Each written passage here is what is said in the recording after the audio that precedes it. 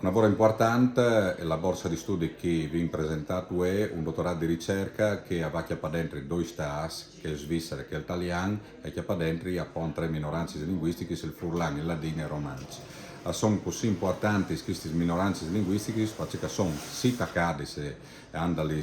criteri similari, ma sicuramente hanno delle differenze sulle politiche linguistiche che sono state messe in campo fin come e che verranno messe in campo nei prossimi anni. Quindi è un progetto che avrà benefici non solo di chi ha qualche anno, ma soprattutto insomma, sul lungo periodo. È un progetto chiaramente un lavoro interessante per l'Europa, ma ha anche la caratteristica di dare una chialata che saranno i news prevelans e che sono i news prevelans, i new speakers, no?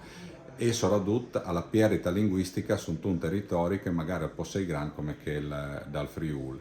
Da quel caso qui mi ha fatto piacere appunto la frase dalla dottoressa che alla fa questa indagine, che è Sophie Mangus dall'Università di Bolzano e che reclama un momento che è stata la frase anche di Yeats che diceva che se un popolo al pier la solenga perché fa su un'altra non arriva più a riconoscersi la sua identità e quindi alle alche che veramente non sto a tal cuore e calviotti ne devono proprio la tutela della nostra identità.